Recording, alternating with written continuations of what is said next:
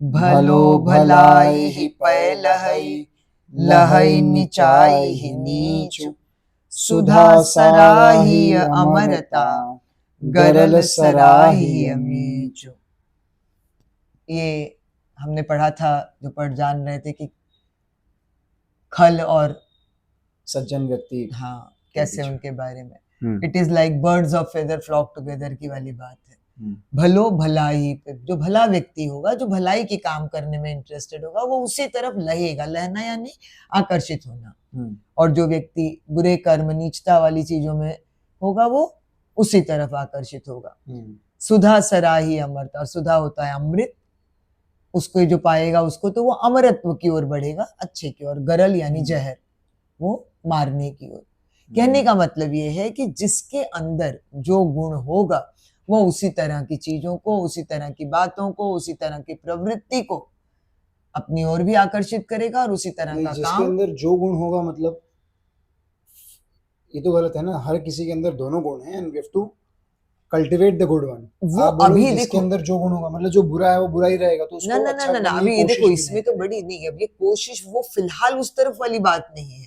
फिलहाल वो किस बात पे ये बात बता रहे हैं जिनका फॉर्म हो चुका है, हाँ, जो बुरे, जो बदलने की जो प्रवृत्ति, डेवलप कर चुके हैं हाँ, बुरी आदतें। जो बिल्कुल जो भला करने की एक प्रवृत्ति बनाकर चलता है कि तो फिर वो बुरे लोग होते हैं। हमने ये भी तो पढ़ा कि कदली पे क्या, सॉरी, चंदन पे विष व्यापत नहीं, ये भी तो कहते हैं।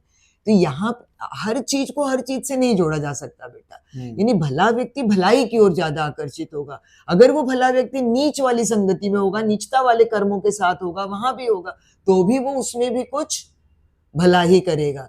जैसे एक गांधी जी के जीवन की घटना आती है कि गांधी जी एक बार वो मोटर बोट में यात्रा कर रहे थे, और चूंकि वो भी अंग्रेजों वाले दर्जे में यात्रा कर रहे थे, तो किसी अंग्रेज ने उनको एक बड़े अच्छे कागज पे लिखकर गाली दे दी, और बड़े अच्छे से पिन अप करके, उनकी सभ्यता तो है ही उनके पास, वो सब एटिकेट, तो उन्होंने गांधी जी को दिया। और फिर देने के बाद वो गांधी जी की प्रतिक्रिया नोट कर रहे थे कि अब पढ़ेंगे तो कुछ। गांधी जी ने पढ़ा उसको, और उसमें जो पिन लगी थी वो रख लिया, और वो कागज ले जाकर कचरे के डिब्बे में डाल दिया।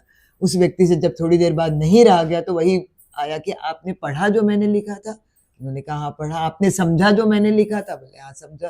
बोले फिर भी आपने कोई प्रतिक्रिया नहीं दी, कोई रिएक्शन नहीं दिया? तो उन्होंने कहा देना तुम्हारा काम था, लूं या ना लूं ये तो मेरी इच्छा है, और जो तुमने दिया था वो उसके काबिल था, इसलिए मैंने उसको वहां डाल दिया।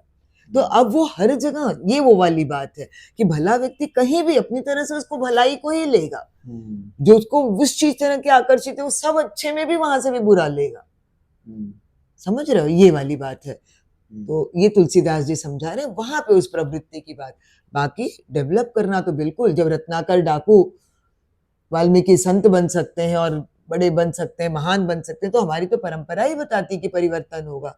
और इसीलिए भगवत गीता कहता है परिवर्तन ही प्रकृति का नियम है। इसे समझने के लिए हमें उस तरह की संगति, उस तरह का विचार, उस तरह की प्रवृत्तियों को बढ़ावा देना होगा। और इसे समझते हुए चैत्र की नवरात्रि चल रही है, माँ दुर्गा की उपासना करते रहिए, श्री राम स्तुति कीजिए, रामनवमी आएगी, उनका जन्मोत्सव मनाइए।